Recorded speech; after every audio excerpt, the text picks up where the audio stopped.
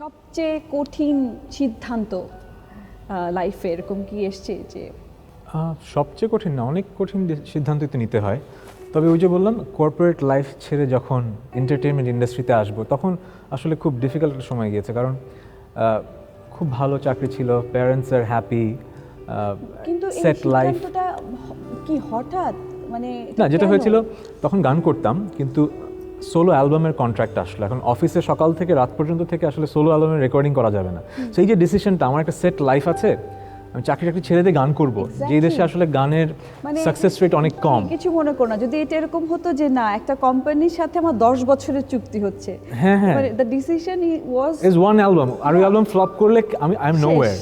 আমার কর্পোরেট লাইফও গেল, আমার এন্টারটেইনমেন্টও গেল। So that was very difficult, but আমি ভেরি লাকি। আমার কর্পোরেট যে বসেস ছিলেন, আমার প্যারেন্টস, মানে দে সেড যে লাইফ একবারই আসবে, সো তুমি এই চান্সটা যদি না নাও, আমার মনে হচ্ছিল I would regret this 10 years down the line। আমার মনে হবে ইস, যদি চান্সটা নিতাম। And I think that was the best decision of my life. তুমি মনে করছো যে দ্যাট ইজ, সো ওইটার পর থেকে আমি জানি যে লাইফের বেস্ট ডিসিশনগুলো টাফেস্ট হয় এবং রিস্ক নিতে হয়। যদি সেফ একটা লাইফ লিড করি, লাইফটা খুব বোরিং হবে আর এবং অ্যাচিভমেন্টস থাকবে না। রিস্কি ডিসিশন নিতে হবে এবং গাট ফিলিংয়ের উপরে কাজ করতে হবে। সো প্ল্যান কাজ করি, আর অ্যাট দ্য সেম টাইম গাট ফিলিংয়ের উপর অনেক কিছু করি। 10 বছর আগে তাহসানের যে কোনো একটা গান যেরকম জনপ্রিয়, 10 বছর পরে এসে ছুঁয়ে দিলে মনের চলচ্চিত্রের গান একই রকম জনপ্রিয়। এই যে জনপ্রিয়তার একটা মানদণ্ড তুমি সেট করে রেখেছো, হাউ টু, এটা আসলে মানে এটা কি কোনো স্ট্র্যাটেজি আছে নাকি আমি এই ধরনের গান করব না, এই ধরনের কাজ করব না?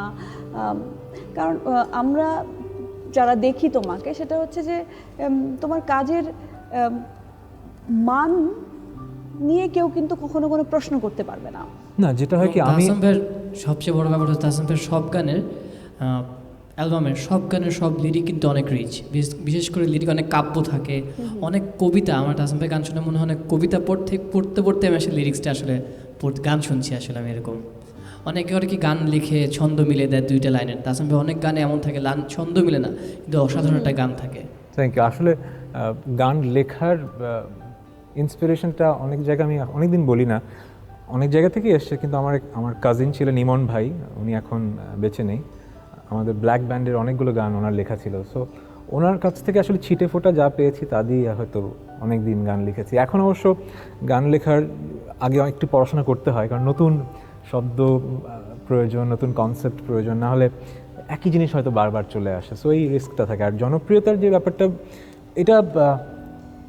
এটা অ্যান্সারটা আমার কাছে নেই। হয়তো আমি লাকি, অথবা আমি যেহেতু কম কাজ করি, আমি হয়তো সময়টা পাই ভালো কাজগুলো করার, এবং আমার আশেপাশের মানুষগুলো খুব ট্যালেন্টেড।